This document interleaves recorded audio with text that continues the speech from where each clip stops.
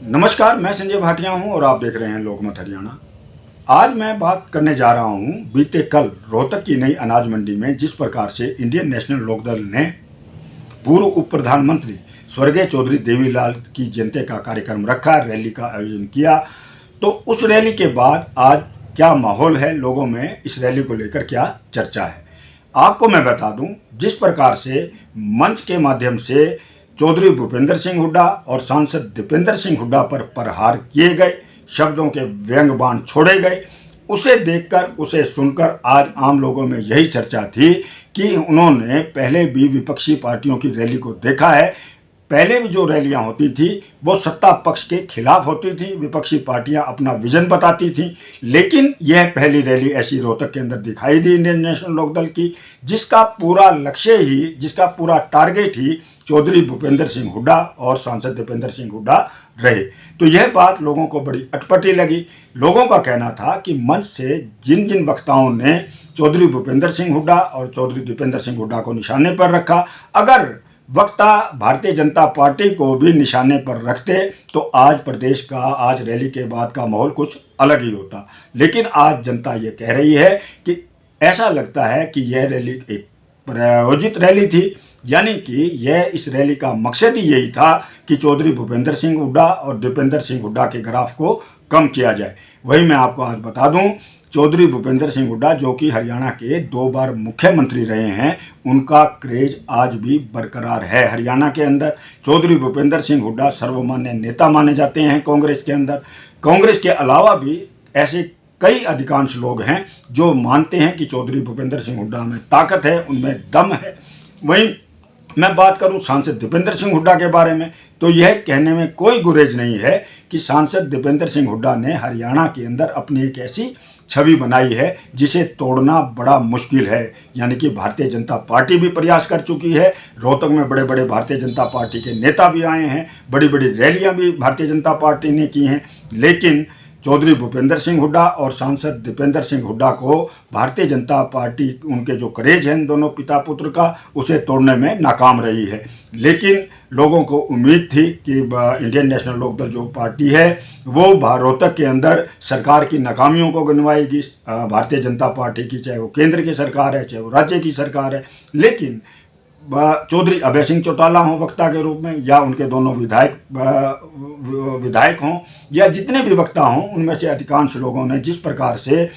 कांग्रेस को निशाने पर नहीं रखकर चौधरी भूपेंद्र सिंह हुड्डा और सांसद दीपेंद्र सिंह हुड्डा को निशाने पर रखा, इससे बिल्कुल ये स्पष्ट हो गया कि ये, इस रैली का मकसद ही यही था कि इन पिता पुत्र की इस जोड़ी को निशाने पर रखना, उनके ग्राफ को कम करना, उनकी इमेज को डाउन करना। लेकिन आज सच्चाई यही है कि रैली के समापन के पश्चात आज जिस प्रकार से लोगों में चर्चा रही कि इस रैली का कोई भी प्रभाव चौधरी दीपेंद्र सिंह हुड्डा की इमेज पर नहीं पड़ा है, सांसद दीपेंद्र सिंह हुड्डा की इमेज पर नहीं पड़ा है। आज भी दोनों जो हैं, झज्जर, बादली, रोहतक, बेरी और बहादुरगढ़, वहाँ पर सर्वमान्य नेता हैं। कांग्रेस के अलावा अन्य लोग भी उन्हें अपना नेता मानते हैं। तो अगर Indian national Lokdal Bharatiya Janata party को भी अपने लक्ष्य पर रखती, उनकी कमियों को उजागर करती, उनकी कमियों के बारे में बताती, बेरोजगारी, महंगाई,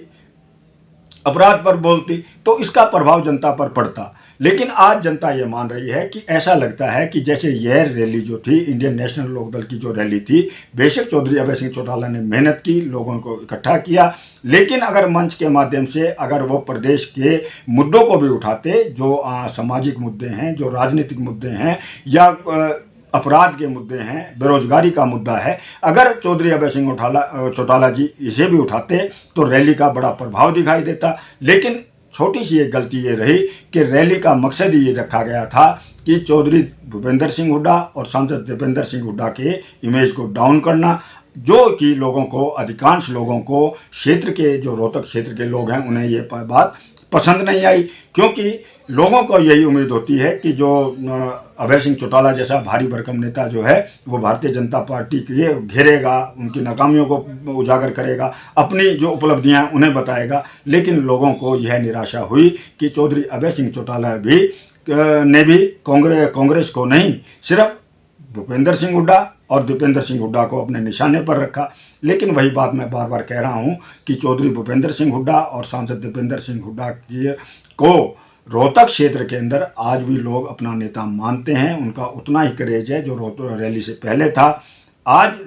सांसद दीपेंद्र सिंह हुड्डा की वही छवि है जो रैली से पहले थी। ठीक है, राजनीतिक दलों में जब कोई बड़ी रैली होती है तो कार्यकर्ता किसी भी पार्टी के इधर से उधर होते हैं, तो उससे कोई फर्क नहीं पड़ता है। लेकिन अब यह देखना होगा कि इंडियन नेशनल लोकदल की रैली के बाद कि चौधरी भूपेंद्र सिंह हुड्डा भी अपनी किसी रैली का ऐलान कब करते हैं। लोगों की निगाहें इस पर भी लगी हुई हैं। तो कुल मिलाकर जो यह रैली हुई है रोहतक के अंदर, उसके पश्चात निष्कर्ष यह निकलता है कि जो रैली का मकसद था, जो मकसद यही था कि चौधरी भूपेंद्र सिंह हुड्डा और दीपेंद्र सिंह हुड्डा के ग्राफ को कम किया जाए। तो आज के हालात में लोगों के बीच में जाकर हमें यही मालूम पड़ा है कि दोनों पिता पुत्र की जोड़ी का ग्राफ यूं ही बरकरार है, उसमें कहीं कोई भी कमी हमें दिखाई नहीं दी है।